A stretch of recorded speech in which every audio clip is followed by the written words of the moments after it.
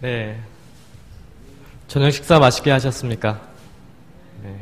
이 시간 하나님의 말씀으로 또 더욱 배부르게 맛있게 하나님의 말씀을 드시는 귀한 시간 되시기를 바라겠습니다.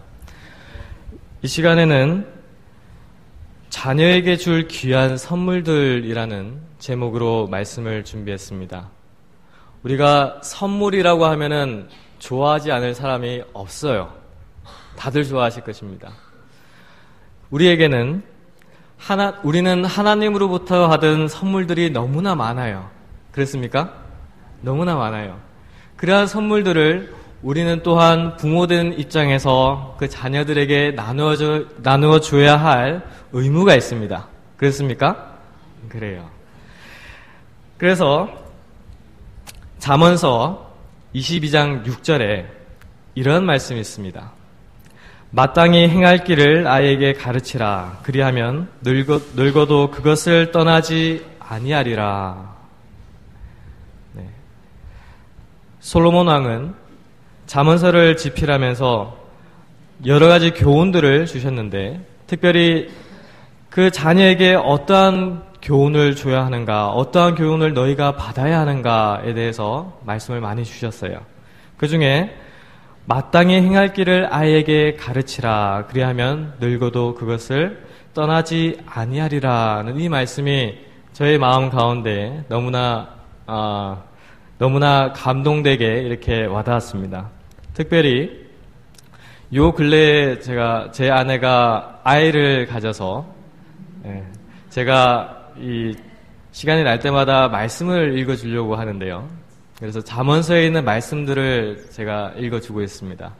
이 잠언서에는 정말 우리가 살아가는데 교훈이 될 만한 정말 꼭 필요한 그러한 구절들이 너무나 많음을 제가 발견을 하고 있습니다. 이 시간에는 자녀에게 우리가 어떠한 교육과 그리고 어떠한 선한 것을 줄 수 있는가에 대해서 한번 보도록 하겠습니다. 앞에 사진이 보이시죠? 혹시 어느 나라 누군지 혹시 아시겠습니까? 네, 유대인입니다. 유대인들이 세계적으로 자녀 교육을 가장 잘 시킨다라는 얘기를 많이 들어보셨을 겁니다. 유대인들은 자녀에게 교육을 시킬 때 이러한 정신이 있다라고 합니다. 한번 보십시오. 이 그림에 나오는 꽃이 너무나 이쁘죠? 이게 무슨 꽃일까요? 선인장에 피은 꽃이에요. 선인장에 피어 있는 꽃을 유대인들의 말로는 사브라라고 합니다. 사브라. 그래서 유대인들의 자녀 교육 특징을 나타내는 단어가 바로 사브라입니다. 이 사브라는 선인장의 꽃 열매를 말하고 있는데요. 이것은 사막의 어떠한 악조건에서도 꽃을 피우고 열매를 맺는 그러한 강인함과 억척스러운 것처럼 끝까지 살아남고 열매를 맺으라는 메시지가 포함되어 있습니다.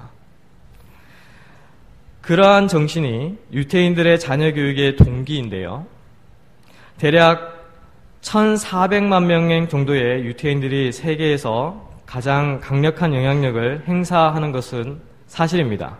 행사하고 있습니다. 특별히 노벨상 수상자의 22%, 그리고 미국의 아이비리그 학생의 30%, 그리고 교수진의 40%, 그리고 세계 500대 기업 경영진의 42%가 유태인입니다. 그리고 미국의 유태인 수는 약 2%에 불과하지만은 국민소득의 15%를 차지하고 있어요. 굉장히 영향력이 큰 민족입니다. 어릴 때부터 그러한 자녀 교육이 잘 된 거예요. 그러면 이러한 유대인들의 교육이 이렇게 현명한 방법인데, 그러면 귀중한 진리의 말씀을 가지고 있는 여러분들은 자녀들에게 어떤 가르침을 전해야 하겠습니까? 어떤 선물을 주실 겁니까? 먼저 우리는 성경 말씀 가운데 이 말씀을 부모님들은 마음 가운데 간직해야 돼요. 시편 127편 3절에 있는 말씀입니다. 보라, 자식들은 여호와의 기업이요 태의 열매는 그의 상급이로다. 우리에게 주어진 자녀들이 결코 우연히 태어난 것이 아니다라는 거예요. 하나님의 계획이 있고 자녀들은 하나님의 기업이고 그리고 그분의 상급이다라는 것을 인식을 해야 합니다. 혹 이렇게 생각하시는 분들이 계실 수 있어요. 우리 자녀는 너무 장성해가지고 너무 커서 이제 더 이상 교육을 하기에는 나이가 너무나 들었습니다. 아니면 내가 그 자녀 교육에 대해서는 아직 관심이 없습니다 하는 마음을 가질 수가 있어요. 그렇지만 우리가 생각해야 할 것은 요한복음 1장 12절의 말씀, 영접하는 자 곧 그 이름을 믿는 자들에게는 하나님의 자녀가 되는 권세를 주셨으니 라고 하셨습니다. 이 말은 무슨 말이냐? 저와 여러분들은 하나님을 믿기 때문에 이 자리에 왔습니다. 그 말은 하나님의 자녀들이에요. 가족이라는 말입니다. 그 가족에는 아버지가 있고 어머니가 있고 자녀들이 있어요. 우리 교회에도 원로 목사님들이 계시고 장로님들이 계시고 우리 귀한 젊은 청년들이 있습니다. 귀한 청년들이 그리고 이제 믿음을 시작하려 하는 이 귀한 영혼들이 바로 자녀들 아닙니까? 이 자녀들에게 우리가 어떠한 선물을 줄 것인가, 이것은 부모님들이 꼭 생각해야 할 거예요. 갈라디아서 3장 26절에 너희가 다 믿음으로 말미암아 그리스도 예수 안에서 하나님의 아들이 되었으니, 우리는 모두 예수 그리스도 안에서 하나님의 아들, 자녀가 된 분들입니다. 자, 이번 시간에는 인간의 오감에 맞춰서 그리고 말씀에 비추어서 자녀들에게 줄 귀한 선물들이 어떤 것이 있는지 한번 살펴보도록 하겠습니다. 인간의 오감은 무엇입니까? 첫째, 시각이 있고요. 둘째, 청각이 있고요. 그리고 미각이 있고요. 후각이 있습니다. 그리고 마지막으로 촉각이 있어요. 네. 자, 첫 번째, 시각. 우리가 시각에 있어서 어떠한 하나님의 가르침이 있고 우리 자녀들에게 어떠한 것을 물려줘야 할지 한번 보도록 하겠습니다. 눈이에요. 네, 시각. 자, 이 그림을 보면 어떤 생각이 드십니까? 어린아이가 너무나 집중하고 있어요. 뭐에 집중하고 있습니까? TV에 집중하고 있어요. 네. 자, 이 사진은 어떻습니까? 컴퓨터 하는데 너무 빠졌어요. 부모님이 팔을 잡아 당겨도 아이는 끝까지 하려고 그래요. 혹시 우리 자녀들이 이런 모습을 가지고 있습니까? 이 사람이 누군지 아시죠? 스티브 잡스예요. 스티브 잡스. 오늘날 많은 한국 사람들도 아이폰을 많이 쓰실 겁니다. 세계적으로도 아이폰을 굉장히 많이 써요. 애플사라는 회사의 사장이었는데요. 굉장히 유명한 사람입니다. 근데 이 스티브 잡스가 스마트폰이나 아이폰이나 아이패드나 이런 것들을 그가 아무렇게나 다 사용할 수가 있고 자녀에게도 줄 수가 있는데, 한 가지 신기한 게 발견이 되었습니다. 스티브 잡스는 자기 자녀들에게 14세 이전에는 스마트폰이나 태블릿 금지령을 내렸다는 기사를 아십니까? 자녀들 4명 가운데 3명이 10대였을 때 그는 자녀들에게 스마트폰과 태블릿 컴퓨터를 제한하고 매일 저녁 아이들과 식사하면서 책과 역사 등을 주제로 토론했다라고 합니다. 스티브 잡스가 어떠한 신앙을 했는지는 제가 잘 모르겠습니다. 그렇지만 그 자녀를 교육하는 데 있어서는 어떤 것이 옳고 어떤 것이 좋은지 분명히 알고 있는 부모님이었어요. 그래서 매일 저녁 그 아이들과 그런 스마트폰이나 어떤 아이들의 관심을 끌만한 그러한 기기에 빠지는 것이 아니라 부모님들과 같이 대화하는 시간을 가졌습니다. 그러면 신앙을 가진 가정에서는 우리가 어떻게 자녀들에게 교육을 해야겠습니까? 어떻게 하면 우리의 눈을 밝게 할 수 있을까요? 우리의 눈을 밝게 하고 우리의 눈을 하늘로 향하게 하는 이 말씀, 시편 19편 8편에 여호와의 교훈은 정직하여 마음을 기쁘게 하고 여호와의 계명은 순결하여 눈을 밝게 하도다. 여호와의 교훈과 여호와의 계명을 우리 자녀들에게 가르친다면, 우리 자녀들에게 그 귀한 것들이 우리 자녀들 눈에 가까이 둔다면은 우리 자녀들은 눈이 밝아진다 그랬어요. 이것은 육적인 눈을 말하는 것이 아니라 영적인 눈이 더 크게 밝아진다는 거예요. 네, 시편 기자는 이렇게 노래합니다. 하늘에 계신 주여, 내가 눈을 들어 주께 향하나이다. 여러분과 저는 어떻습니까? 오늘날 우리가 눈을 들어 정말 하늘에 계신 주를 바라보고 계십니까? 바라봐야 합니다. 바라봐야 돼요. 그러한 모습이 우리의 생애에, 우리의 신앙생애에 나타나야 합니다. 그래서 이 그림을 보면서 참 많은 것을 생각하게 되는데요. 이 그림에 보면은 할아버지 할머니도 있고요, 아버지 어머니도 보이고요, 이 자녀들도 그 말씀을 같이 보는 모습입니다. 예배예요. 가정에서 있는 예배입니다. 조석으로 그대들의 자녀들과 함께 하나님께 예배 드리고 그분의 말씀을 읽고 그분을 찬양하는 노래를 부르라라고 했어요. 그들에게 하나님의 율법을 반복해서 읽도록 가르치라. 계명에 관하여 이스라엘 자손들은 다음과 같은 교훈을 받았다. 내 자녀에게 부지런히 가르치며 집에 앉았을 때에든지 길에 행할 때에든지 누웠을 때에든지 일어날 때에든지 이 말씀을 강론할 것이며 이에 따라 모세는 이스라엘 자손들에게 율법의 말씀을 음악으로 만들도록 지시하였다. 나이가 좀 더 많은 어린이들은 악기를 연주하고 좀 더 어린 어린이들은 하나님의 계명을 노래하면서 행진하였다. 세월이 흐른 후에도 저들의 마음에 어린 시절에 배웠던 율법의 말씀들이 남아 있게 되었다. 안식일 날 필리핀에 제가 있을 때 매 안식일 프로그램마다 이 자녀들이 나와서 십계명을 암송하고 특창을 부르고 하는 모습이 있습니다. 정말 그러한 모습들을 볼 때 어떤 때는 어떤 아이는 부끄러워서 말도 제대로 못해요. 어떤 아이는 한 문장을 그냥 외워서 기억절로 암송을 합니다. 근데 그러한 아이들의 모습들을 보면서 그 필리핀의 우리 개혁운동교회의 미래가 보였어요.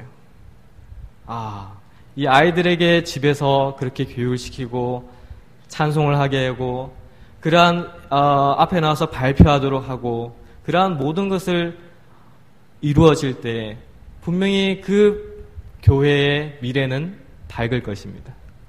우리 한국에서도 필요해요. 꼭 있어야 합니다. 우리 자녀들에게 이것을 유산으로 물려줘야 합니다. 모든 그리스도인 가정으로부터 거룩한 빛이 비쳐 나와야 한다.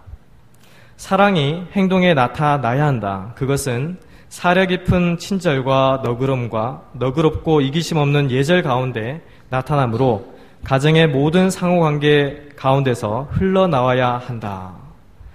이 원칙이 실천되는 가정들, 곧 하나님을 예배하며 가장 참된 사랑이 다스리는 가정들이 있다. 이러한 가정들에서는 조석 기도가 아름다운 향연처럼 하나님께 올라가고 그분의 긍휼과 축복이 아침 이슬처럼 간구자들에게 내려온다. 이 말씀들을 마음속에 잘 간직하시기를 바라겠습니다. 그래서 각 가정에서는 조석 예배가 꼭 필요한데요.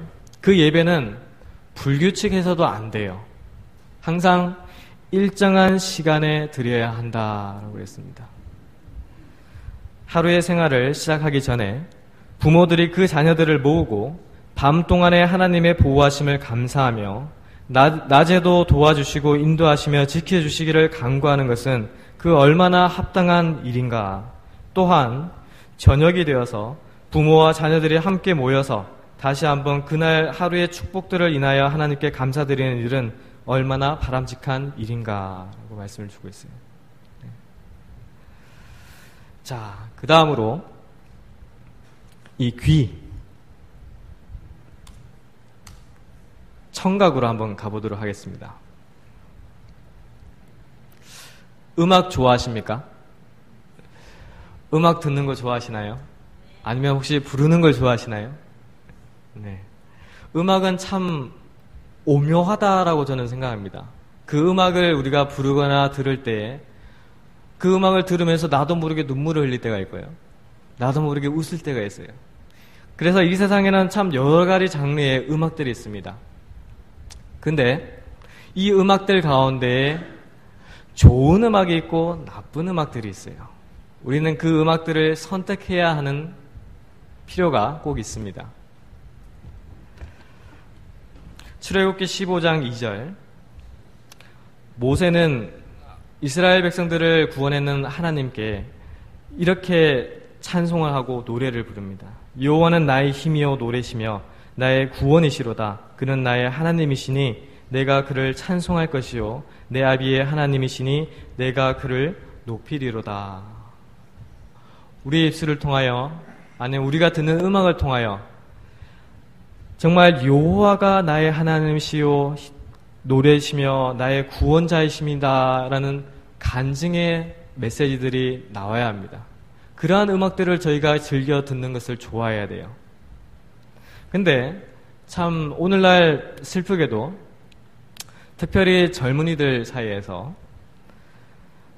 이것에 대해서 실수하고 좀 넘어져 있는 청년들이 많아요. 영원한 사물은 젊은이들에게 별로 중요하게 여겨지지 않는다. 하나님의 천사들은 그리스도인이라고 공언하는 자들의 말과 행동을 책에 기록할 때 눈물을 흘린다. 천사들은 저쪽 편에 있는 주택 주변을 배회하고 있다. 젊은이들이 그곳에 모여 있는데 그곳에서는 음악과 악기 소리가 들려온다.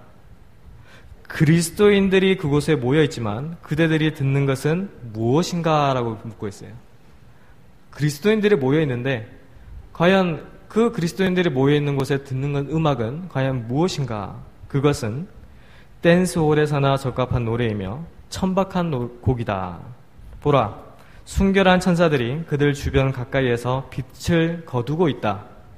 그리하여 흑암이 그 방에 있는 자들을 둘러싸고 있다. 네. 음악은 굉장히 중요한 것입니다. 그래서 주님의 일꾼들은 항상 그러한 세속적인 여흥이나 음악에 대해서 주의를 해야 돼요. 주님의 일꾼들이 세속적인 여흥에 참여하는 것은 안전하지 않다. 음악 분야에서 세상과 연합하는 것을 어떤 안식일 준수자들은 해롭지 않게 본다. 그런 음악을 듣는 것이 무엇이 문제인가? 이것은 나에게 전혀 해롭지 않다라고 생각해요. 그러나 그러한 자들은 위험한 자리에 서 있는 것이다 라고 말씀을 주고 있어요. 이런 식으로 사단은 남녀들을 잘못된 길로 이끌었으며 영혼들을 지배하게 되었다. 매우 매끄럽고 그럴듯하게 원수가 일함으로 그의 음모는 의심을 받지 않으며 많은 교인들은 하나님을 사랑하기보다 쾌락을 사랑하는 자가 된다. 우리가 세속적인 여흥이나 세상적인 음악을 듣고 우리 자녀들에게 그런 음악들을 들려준다면 결국에는 하나님을 사랑하기보다는 쾌락을 사랑하는 자녀로 자라게 될 것입니다. 부모님들 또한 마찬가지예요. 우리도 또한 그렇게 자꾸 변하게 돼 있어요. 그래서 이 음악에는 힘이 있습니다. 힘이 있어요.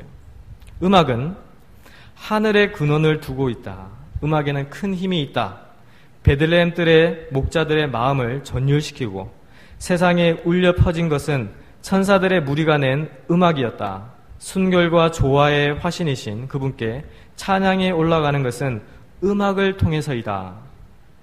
구원받은 자들이 마침내 영원한 상급에 들어갈 때에 승리의 노래와 음악이 함께 할 것이다. 구원받은 자들이 마침내 영원한 상급에 들어갈 때에 승리의 노래와 음악이 함께 할 것이다. 우리가 예수님 오시고 예수님을 맞이할 때, 우리가 하늘나라 갈 때도 이 음악과 함께 한다라는 것이죠.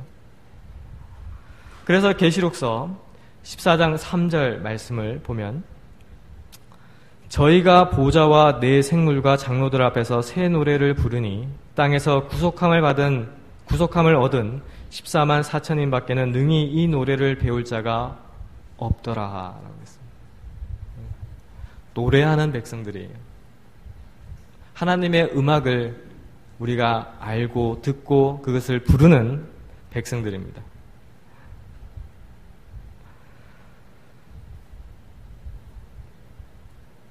그래서 이 음악이 얼마나 중요한가 하는 것을 한번 생각을 해보시기를 바라겠습니다. 자, 세 번째로 미각입니다. 먹는 거 좋아하시죠? 음식, 좋아합니다. 배고플 때 맛있는 음식이 있으면 참 군침이 돌아요. 너무나 맛있어요. 근데 이 사진은 어떤가요? 이 아이가 먹는 이 음식들을 보면서 어떤 생각이 드십니까? 아이에게 이걸 많이 먹으라고 줘야 될까요? 이 음식에도 좋은 음식이 있고 나쁜 음식이 있어요. 우리 자녀에게 줄 음식이 있고 주지 말아야 할 음식들이 있는 것입니다. 특별히 아기 엄마들에게도 마찬가지예요. 아기 엄마들도 우리가 음식을 어떤 것을 먹느냐, 그것이 굉장히 중요합니다. 많은 사람들이 아기 어머니에게는 무엇이든지 원하는 대로 주어야 한다고 충고한다. 근데 그게 아니에요. 만일 그가 어떤 종류의 음식이든지 비록 그것이 해로운 것일지라도 먹고자 하면 그의 식욕대로 먹게 해야 한다고 주장한다. 이러한 충고는 거짓되고 해로운 것이다 라고 그래요. 엘렌 G. 화이트 부인께서는 분명히 이러한 기별들을 들으셨어요. 그리고 이 아이 엄마에게도 우리가 절제하는 절제 생활이 꼭 필요하다라고 가르침을 주고 있는 것입니다. 어머니의 육체적 요구는 어떤 경우에서든지 등한히 취급되어서는 안 된다라고 했어요. 왜 그랬습니까? 아이 엄마만 해당하는 것이 아니에요. 아이 엄마가 무엇을 먹느냐에 따라서 아기에게까지 영향이 있는 거예요. 그래서 두 생명이 그에게 의존되어 있으므로 그의 요구는 친절하게 돌봐주어야 하고 그의 필요는 너그럽게 채워져야 한다. 그러나 다른 어느 때보다도 이때는 식사나 다른 모든 면에 있어서 무엇이든지 육체적 혹은 정신적 건강을 손상시키는 것을 피하여야 한다. 하나님께서 친히 하신 명령을 따라 그는 자제를 실천할 가장 엄숙한 책임을 지고 있다. 자, 어머니들의 책임이 굉장히 큽니까? 커요. 굉장히 큽니다. 그래서 엄숙한 책임이 있다라고 그랬어요. 그것뿐만 아니라 오늘날 많은 학생들 사이에 이 음식이 좋은지 이 음식이 나쁜지 그거에 대한 구분이 없어요. 일단은 맛있으면 장땡이에요. 맛있으면 좋다 그래요. 근데 우리 학생들이나 자녀들에게 어떤 음식이 좋은지 그거에 대한 교육이 어릴 때부터 있어야 한다라는 것입니다. 위생학의 연구에 있어서 학생들은 각종 음식물의 영양가에 대하여 배워야 한다. 진하고 강한 자극성이 있는 음식물과 영양소가 부족한 음식물에 대해서도 그 영향을 분명히 가르쳐 주어야 한다. 차, 커피, 흰 빵, 장아찌, 거친 채소, 캔디, 조미료, 호떡 같은 것은 적당한 영양을 공급할 수 없다라고 그랬어요. 없다. 이런 음식물을 먹음으로 건강을 해친 학생들이 많이 있다. 정신적, 육체적으로 활발한 노력을 할 수 없는 심약한 아이들은 대개가 영양이 불량한 음식의 희생자들이다. 이 음식이 그 아이들의 정신에도 영향을 크게 미친다라는 것이죠. 그래서 곡물과 과실, 견과류, 채소를 적당히 배합한 것에는 모든 종류의 영양소가 포함되어 있어서 이를 적당히 조리하면 체력과 지력을 증진시키는 데 가장 좋은 음식물이 된다라는 것입니다. 우리 아이들에게 어떠한 음식을 먹여야 하겠습니까? 이런 걸 먹여야 될까요? 어떻게 생각하세요? 맛있어 보이나요? 자, 어린이들이 짐승의 고기, 향료, 버터, 치즈, 돼지고기, 자양분이 많은 과자 및 조미료 등을 일반적으로 먹고 있다라고 해요. 따라서 저들은 불규칙한 시간과 식간에 건강에 해로운 음식들을 먹는다. 이런 나쁜 음식들을 먹는 것뿐만 아니라 식간에도 막 먹고 시도 때도 없이 먹고 가는 거예요. 그것이 나쁘다는 것이죠. 이러한 음식물들은 위장을 놀라게 하고 부자연스러운 행동을 하도록 신경을 자극하며 지각을 약화시키는 일들을 한다. 부모들은 저들이 질병과 사망을 거둘 씨앗을 뿌리고 있다는 사실을 인식하지 못한다. 인식해야 됩니다. 우리가 이러한 부절제한 생활과 하나님께서 허락하지 않은 음식들을 먹고 우리 자녀들에게 먹일 때 이러한 일들이 결국에는 우리 자녀들이 병들고 병들어 죽게 하고 육적으로만 죽는 것이 아니라 영적으로도 죽게 하는 결과를 초래한다라는 것이죠. 그래서 건강한 음식을 준비하는 방법들을 우리 자녀들에게 가르치는 일에 등한히 해서는 안 돼요. 부지런히 해야 됩니다. 자, 생리학이나 훌륭한 요리 솜씨에 대하여 자녀들에게 교훈함으로써 교육의 가장 유용한 분야에 요구되는 기초교육을 주는 것이 되고 신앙생애에 필요한 요소가 되는 원칙들을 깨우쳐 주는 것이 된다라고 했어요.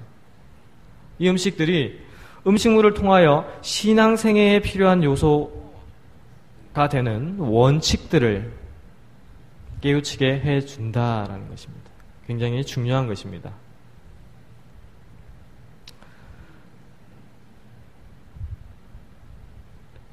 네, 그래서 하나님께서 허락하신 좋은 음식물들이 많습니다. 이 땅에는 우리가 구할 수 있는 음식물들이 참 많아요. 이 사진에서 보이는 것 같이 여러분들이 각자가 좋아하는, 선호하는 이 채소들이 눈에 보일 수가 있어요. 네. 이러한 하나님께서 허락하신 귀한 음식물들을 저희가 맛있게 요리하고 그러한 음식들을 우리 자녀에게 공급하는 것이 바로 부모의 역할입니다. 자, 그 다음으로 후각으로 한번 가보도록 하겠습니다.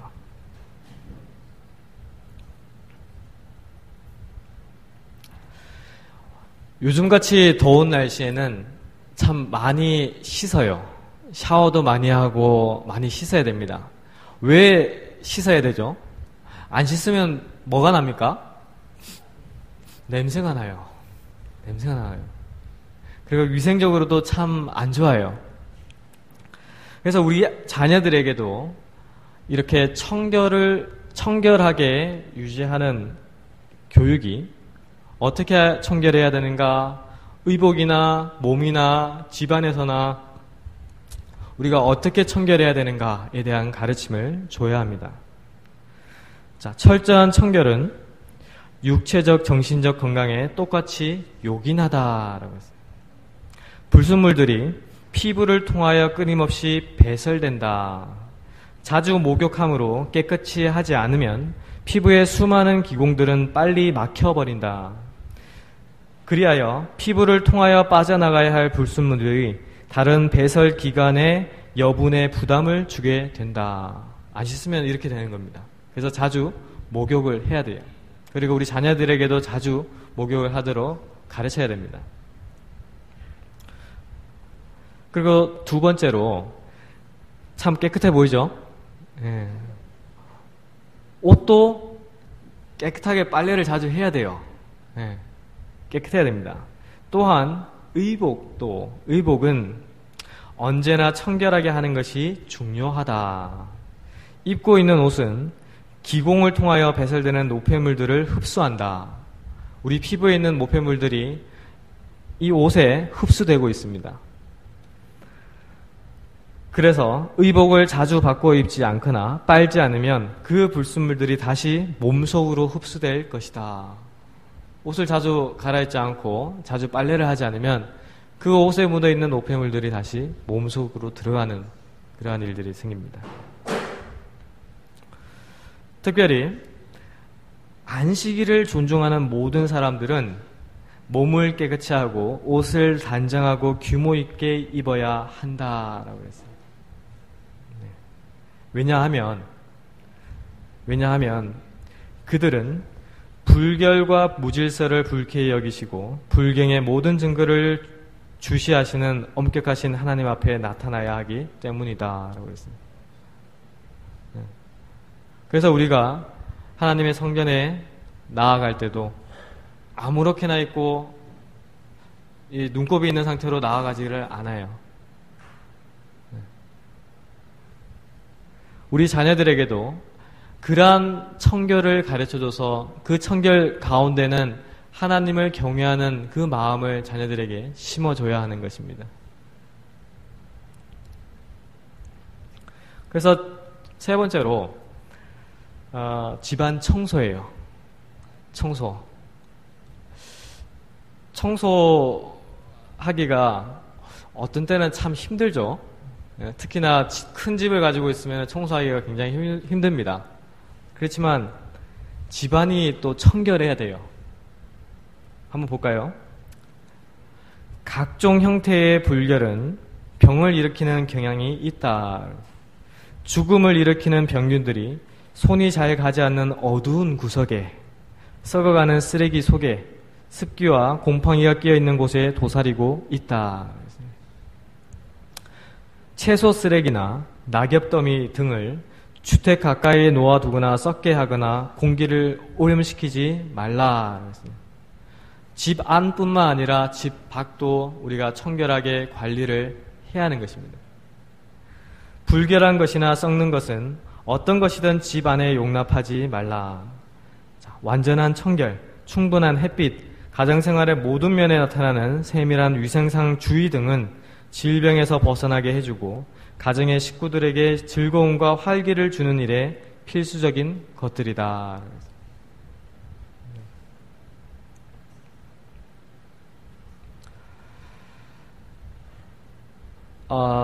우리가 육체적으로 청결을 유지하는 그 마음 가운데는 그 마음도 또한 청결하기를 원하는 마음이 있어요. 시편 24편 4절로 5절에 있는 말씀, 곧 손이 깨끗하며 마음이 청결하며 뜻을 허탄한 데 두지 아니하며 거짓 맹세치 아니하는 자로다. 저는 여호와께 복을 받고 구원의 하나님께 의를 얻으리니 라고 했습니다. 우리가 손이 청결하고 손이 깨끗할 뿐만 아니라 우리 마음 가운데도 청결을 유지할 때 그 속에 하나님께서는 역사하시고 하나님께서는 오실 때 그냥 오시지 않아요. 복을 가지고 오시고 그 속에는 의가 있다, 하나님의 의가 있다, 구원이 있다라는 것을 기억하시기를 바라겠습니다. 마태복음 5장의 팔복 가운데의 말씀을 보면 이런 말씀이 또 있죠. 마음이 청결한 자는 복이 있나니 저희가 하나님을 볼 것이미요. 우리가 마음을 청결히 하는 행위가 우리 가족들, 우리 교회 내에, 우리 모든 한국, 세계에 있을 때 그 모든 이들이 바로 하나님을 바라보는 그러한 특권과 축복을 받게 된다라는 것이죠. 이러한 일은 우리가 어떻게 하면 마음을 청결하게 할 수 있을까? 기도와 죄의 고백을 통하여라고 했습니다. 기도와 죄의 고백을 통하여 우리는 우리의 마음을 청결하게 만들 수 있다는 것입니다.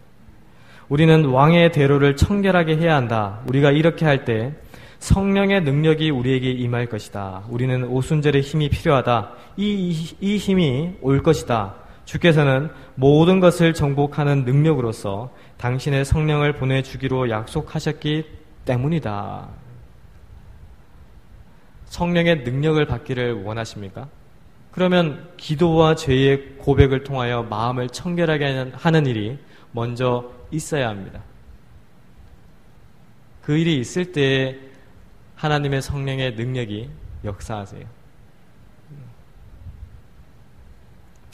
자, 마지막 5번째로 촉각입니다.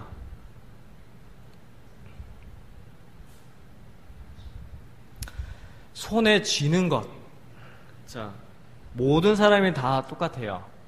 손에 쥘 수 있는 것 중에서 당신이 아무 것이나 쥘 수 있는 걸 쥐면 내가 당신한테 주겠어 하면은 사람들이 뭘 선택할까요? 뭘 질라 그럴까요?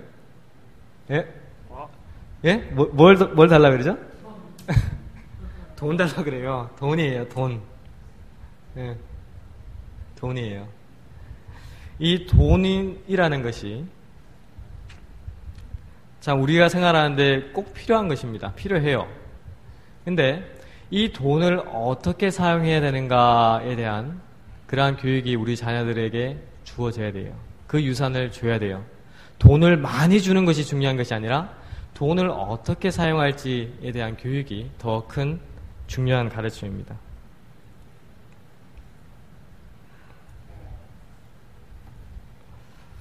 히브리서 13장 5절 말씀에 돈을 사랑치 말고 있는 바를 족한 줄로 알라. 그가 친히 말씀하시기를 내가 과연 너희를 버리지 아니하고 과연 너희를 떠나지 아니하리라 하셨느니라. 이 말씀에는 돈을 사랑하지 말고 우리가 있는 그 재물에 대해서 만족하고 족한 줄로 알고 그렇게 생활을 하라라는 거예요. 이 속에는 절약에 대한 정신이 포함이 되어 있습니다. 그래서 낭비하는 습관을 제거해야 돼요. 우리 가족에서. 우리 자녀들에게. 낭비하는 습관을 유산으로 주면 안 됩니다. 자, 그대의 자녀들에게 하나님께서는 그들의 모든 수물에 대한 권리를 가지고 계시며 어떤 것도 이 권리를 취소시킬 수 없다는 것을 가르치라. 낭비하는 습관을 제거하기 위해서는 우선적으로 자녀에게 가르쳐야 할 것이 바로 이것이에요. 우리가 가지고 있는 것, 우리가 누리는 것, 우리가 사용하고 있는 모든 것들이 내가 잘나서 아니면 내 부모님이 잘나서 얻은 것이 아니다라는 거예요. 하나님께서 그 모든 것들을 허락하시고 주셨다라는 거예요. 그것을 인정하고 그것을 자녀에게 교육을 시켜야 한다는 것입니다. 그들의 모든 소유는 그들이 순종할는지를 증명하기 위하여 하나님께서 맡기신 것을 가지고 있다는 의미에서만 그들의 것이다. 돈은 필요한 보아이다. 돈이 필요하지 않은 사람들에게 돈을 허비하지 말라.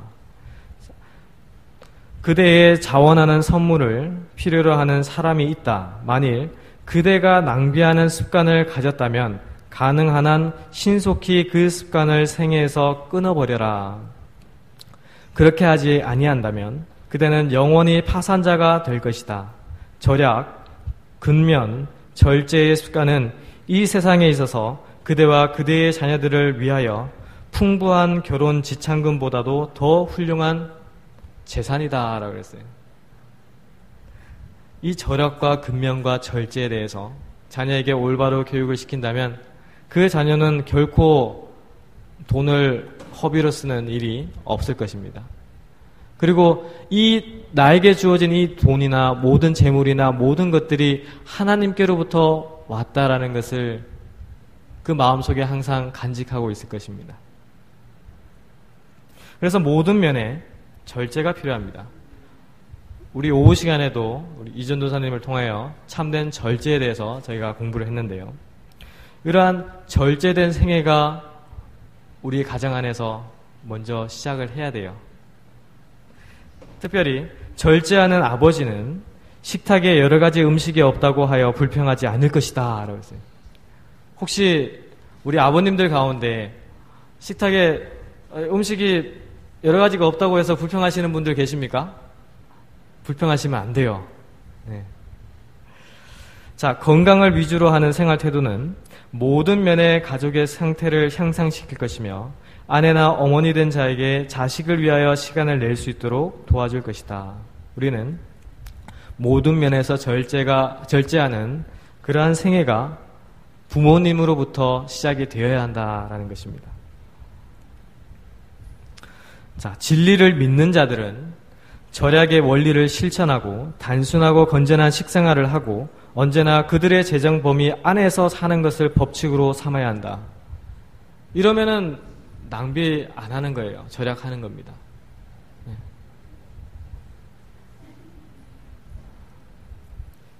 자, 절약과 낭비하지 않는 것에 대해서 자녀에게 가르치는데 이것뿐만 아니라 자녀에게 가르쳐야 할 것이 또 있어요. 돈에 대해서.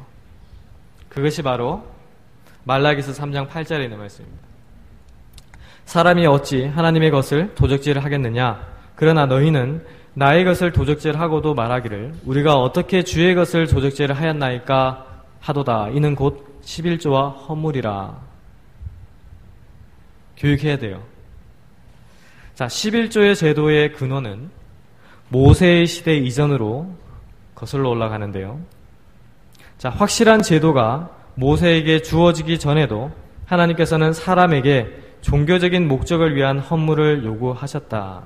그 근원은 멀리 아담 시대까지 거슬러 올라간다라고 했습니다.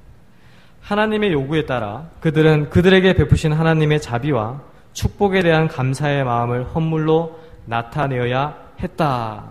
의무입니다. 의무. 네, 그리스도인의 의무였고 오늘날 영적 그리스도인들의 의무이기도 합니다.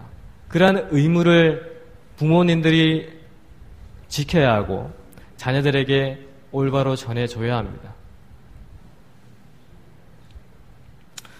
우리가 11조와 헌물을 하나님께 바칠 때는 이 정신이 우리 마음 가운데 자리 잡고 있어야 돼요.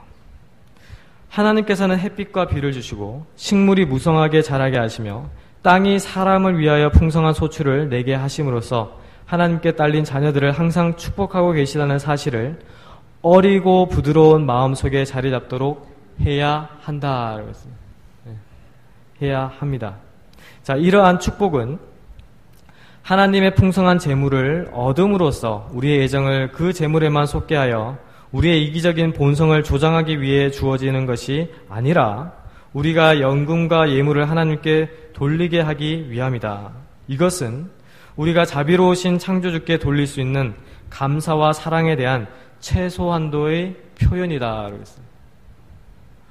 우리가 값으로 매길 수 없는 축복들을 하나님께로부터 받고 있는데 그 축복들을 우리가 인정하고 감사하고 그분의 축복에 그분의 사랑에 우리가 감사하는 마음으로 드리는 최소한의 표현이 바로 11조와 헌물입니다. 그래서 자녀들에게 이 11조와 헌물을 바치도록 가르쳐야 합니다. 필리핀에서 경험을 또 말씀을 드리고 싶은데 필리핀에서는 안식일에 연금 수합을 4번에서 5번 하는 것 같아요. 안식일 학교 시간에 합니다. 그리고 설교 예배 시간에 해요. 그리고 오후 프로그램 가운데 또 해요. 그 프로그램 가운데 또 어떤 특별한 헌금이 있으면 또 합니다. 근데 이 헌금은 어른들만 하는 것이 아니라 아이들도 해요. 그 순간. 아이들에게 어른들이 동전 하나가 됐건 2개가 됐건 그거를 그 아이의 손에 쥐어줘요. 제가 그 모습을 봤습니다. 그리고 그 아이는 웃으면서 그 연금을 연봉돈에 냅니다. 그게 교육이에요. 그러한 교육이 자녀들에게 이루어질 때 그 자녀들이 장성하여 하나님을 떠날까요? 떠나지 않아요. 영원히 그 마음 가운데 항상 하나님이 그 자리에 있다라는 것입니다. 그래서 하나님의 몫을 먼저 구별하는 그러한 일이 있어야 할 것입니다.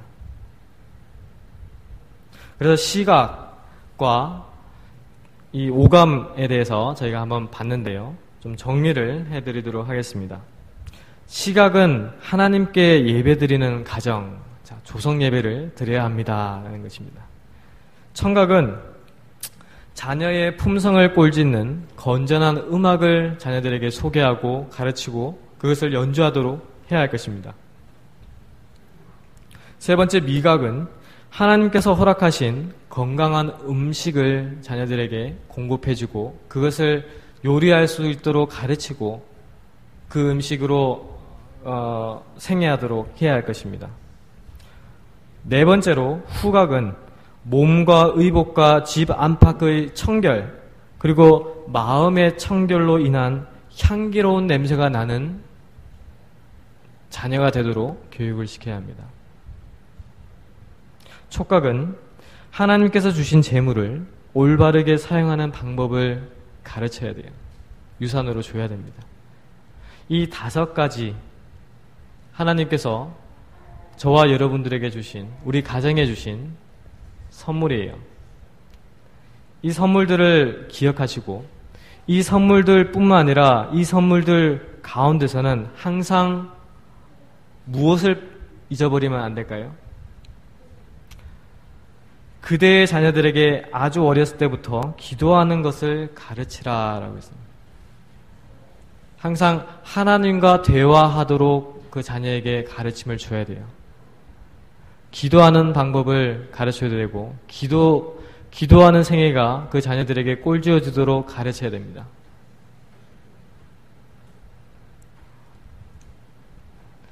그래서 부모들에게 일을 살피라라고 말씀을 주고 있어요. 부모들이요, 그대들은 자녀들을 교육하며 훈련시키는 데 있어서 그대들이 해온 일을 살피고 자녀들이 주 예수의 날에 기쁨의 면류관이 될 수 있도록 소망과 믿음 안에서 모든 책임을 다했는지 숙고하려는가. 예수님께서 하늘에서 내려다보시고 당신의 성령의 선물을 주심으로써 그대들의 노력을 거룩하게 해주실 수 있을 만큼 자녀들의 행복을 위하여 노력하였는가. 부모들이요, 그대들의 자녀들이 이 생에서 최고의 유용성을 가지도록 준비시키며 마침내 내세의 영광을 누리도록 준비시키는 것이 그대들의 특권이 될 수 있다. 부모님들의 특권입니다. 그리고 이러한 신앙이 결코 말씀, 우리의 입으로 나오는 어떤 음성으로만 끝나는 것이 아니라 항상 이 그리스도의 말씀이 우리 생애 가운데 실천이 따라야 돼요. 우리가 집회 기간 동안에 많은 말씀들을 듣습니다. 근데 이 말씀들이 우리 생애 가운데 적용이 되지 않는다면 쉽게 잊어버려요. 그래서 단순히 말만 하지 않고 행동하는 것이 그리스도를 따르는 자들에게 기대되고 있다. 품성은 행동을 통하여 형성된다라고 했습니다. 우리의 행동을 통하여 품성이 형성됨을 기억하시기를 바라겠습니다. 그래서 우리 자녀의 생애가 하나님의 형상을 제대로 반사할 때 그 아이로 하여금 하늘에 계신 아버지를 사랑하고 신뢰하고 순종하도록 가르치는 부모는 복이 있다라고 합니다. 복이 있다. 이와 같은 선물을 자녀에게 나눠주는 부모는 그에게 모든 시대의 부보다 더 귀중한 보화, 곧 영원히 없어지지 않을 보화를 주는 것이다. 네.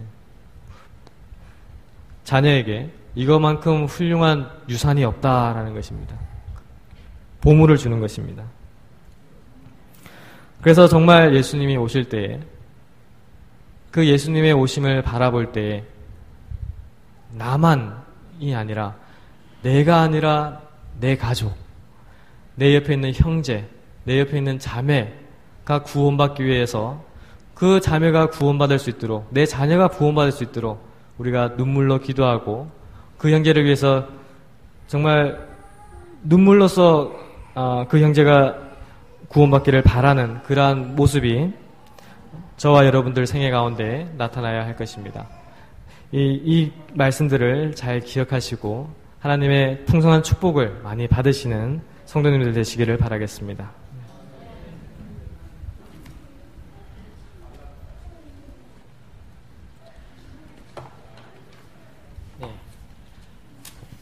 모두 다 잘 들으셨습니까?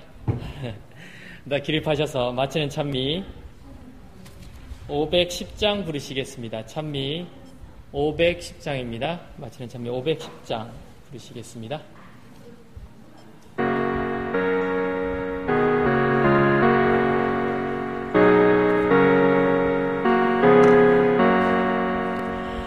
늘 함께 앞서서 내 주 예수 한없는 평강을 늘 줍소서. 늘 함께 앞서서 함께 앞서서 나 주께 나가오니 복 줍소서. 늘 함께 앞서서 내게 오사 저 마귀 권세를 멸합소서. 늘 함께 앞서서 함께 앞서서 나 주께 나가오니 복 줍소서. 늘 함께 앞서서 임하소서. 내 기로에 낙한 늘 갭소서. 늘 함께 앞서서 함께 앞서서 나 주께 나가오니 복 줍소서.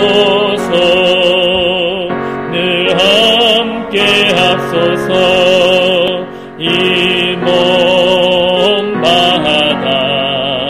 주님의 것으로 정합소서. 늘 함께 앞서서 함께 앞서서 나 주께 나가오니 복 줍소서. 다 같이 무릎 꿇고 기도하시겠습니다.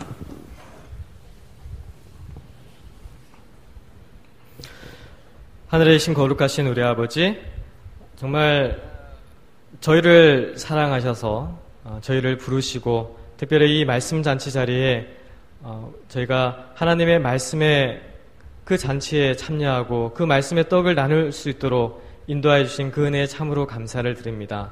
정말 이 마지막 시대에 우리가 우리의 가정들을 어떻게 회복할 것인가, 정말 예수님을 맞이할 준비를 어떻게 할 것인가, 우리 각자가 고민하고 그 마음 가운데 하나님의 가르침이 무엇인지 찾고 그 말씀들을 마음속에 간직하고 그 말씀 내에 따라 우리가 생애하는 그러한 모습을 나타내는 주님의 자녀들과 그리고 부모님들이 될 수 있도록 주님 축복하여 주시옵소서. 우리가 자녀들을 가르칠 때에도 항상 하나님의 방법이 무엇인지 그 방법을 찾고 가르칠 수 있도록 도와주시고, 정말 이 자녀가 하나님께서 주신 귀한 보화이고 그분의 기업임을 저희가 인지하고 이해하고 정말 귀히 여기고 이 자녀를 위하여 우리가 그 구원을 위하여 하나님을 찾도록 하기 위하여 정말 최선을 다하는 부모님들이 될 수 있도록 은혜 베풀어 주시옵소서. 정말 이 말씀을 들을 수 있는 기회를 주신 것에 대하여 감사를 드리고, 또 이 저녁에 피곤한 가운데 있는 저희의 육체의 몸을 주님 함께 보호하여 주셔서 또 평안한 쉼을 허락하여 주시고, 내일 아침에는 또 새로운 생명으로 주님의 말씀을 들을 새로운 힘을 얻을 수 있도록 주님 은혜 베풀어 주시옵소서. 이 시간마다 주님 함께해 주시고 사단이 절대 틈타지 않도록 도와주시기를 바라오며 사랑이 많으신 예수님의 이름으로 기도드립니다. 아멘.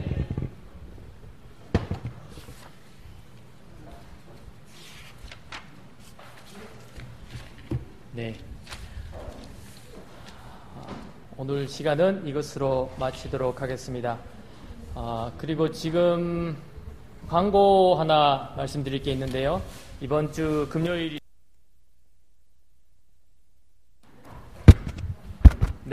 날 침례식이 있습니다. 금요일 오후에 침례식이 있는데요. 지금 두 분께서 침례를 받으시기로 예정이 되어 있고요.